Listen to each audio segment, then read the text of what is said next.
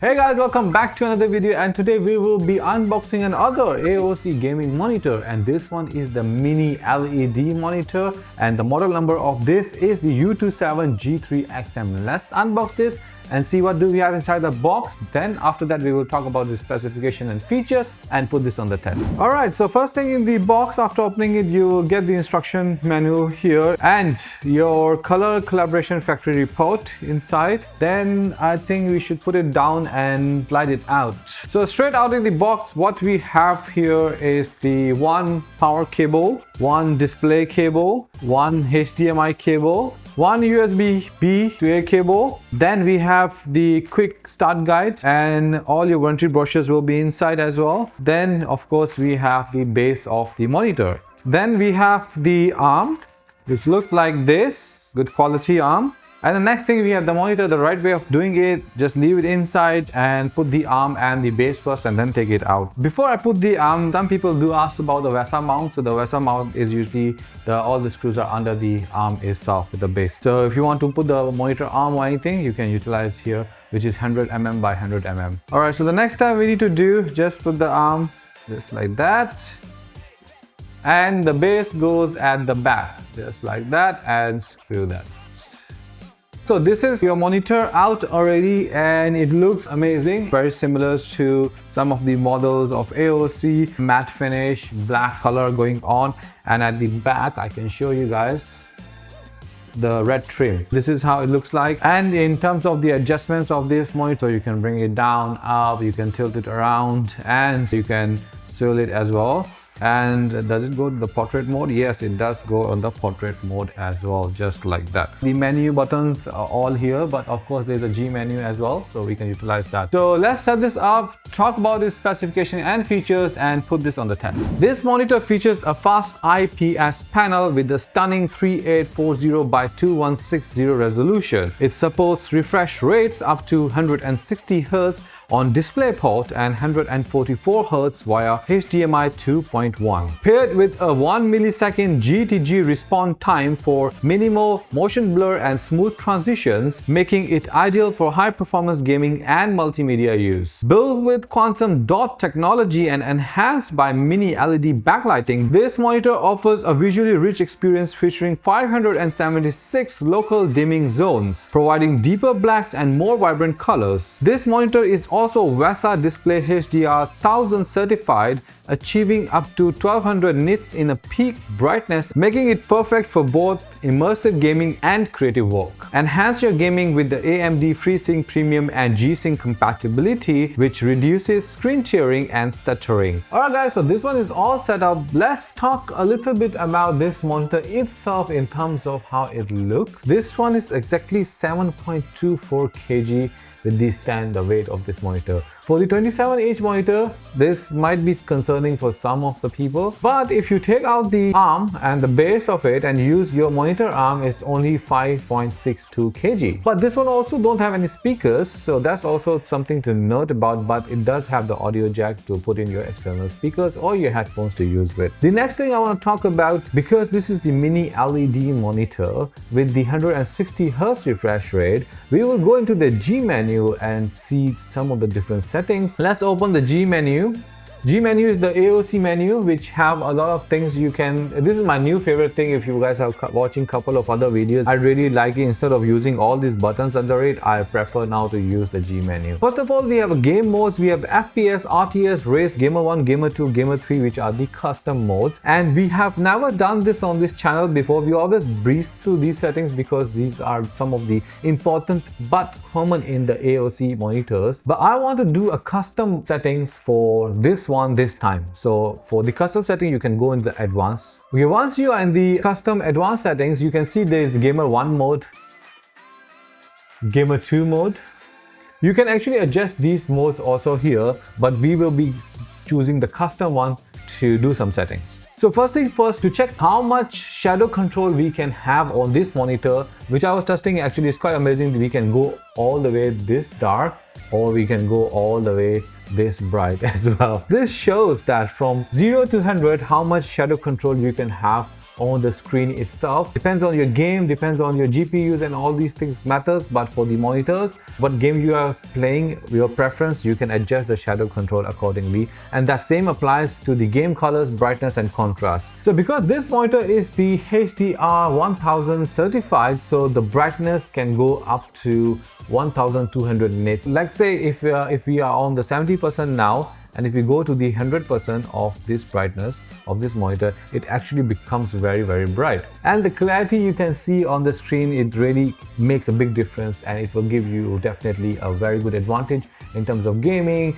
Even you are doing a photo editing or video editing, also this can come in very handy. So into the custom setting, apart from these normal basic controls, we also have the color temps. You can check from sRGB to warm to normal, so it depends on your preference, plus DCP mode, overdrives and gamma 1, 2, 3. So I like to keep my monitors on the gamma 2, and overdrive I can keep it on the strong because it does help. And for the DCP mode, my preference is always on the auto detect, so it really helps to enhance the color of the monitor. That's how you actually control your custom profiles into the monitor, and from here you can actually add and you can name it. So let's say it's the Rebel Squad, and we will save. Okay, now it's saved under my profile. If you guys can see, if I want to go to my profile, it will automatically load my settings which I have customized for my monitor. That's my profile. Let's apply this on the monitor and let's move to the next part. So the next thing we want to talk about is the game sync. So what we're gonna do, we're gonna enable this game sync, and then you guys can see that whatever applications are running at this moment on our Windows can be seen here.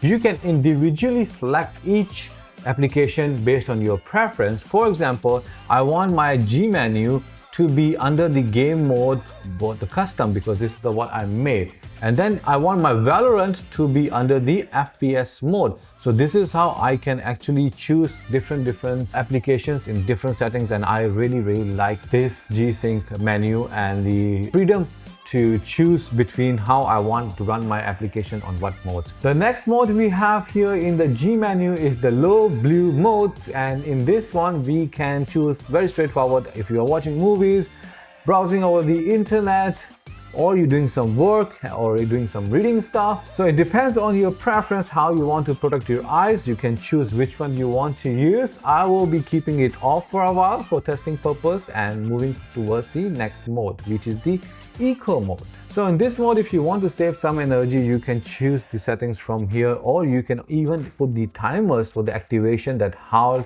you want, what time you want it to be start and what time you want display to automatically shut down.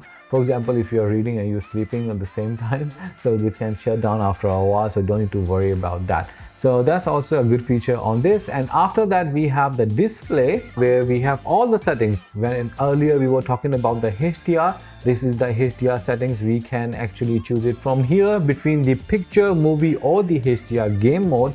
So as we will be staying on the mostly in the gaming testing on this video purpose, we will be leaving it to the HDR game mode setting.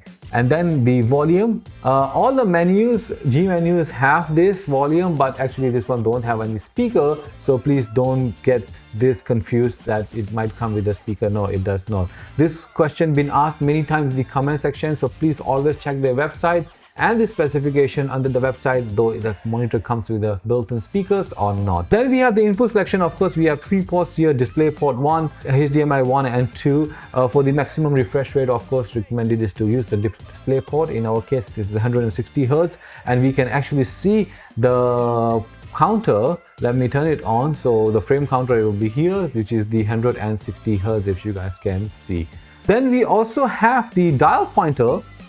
If you guys remember, in the last video we have done for another monitor, we were talking about the sniper scope. That's one of the new technology they have on their monitors, but this one don't have that, but have the dial pointer for your FPS games. While you're playing, you can have the custom red color pointer here to give you a little bit advantage on your game as well. That's about the G menu, but it doesn't end here. If you are connected with the supported keyboard for AOC, you can check the settings here. I am connected to the mouse. This mouse, as you guys can see, it shows here, and I can actually choose how I want my mouse to look, so I can adjust the settings here accordingly. So that's about it. But let's talk about the mini LED. Alright, so one of the benefits of having the mini LED monitor is, one thing is the burn-in. So you notice in a lot of monitors over the time, they started to burn in the colors from here, and then it started to look darker on the edges, and the middle is sometimes bright or sometimes also burn until all the way down. So mini LEDs in that way for the long term works very well, and it's also more brighter than the OLED panel. So that's one of the very advantage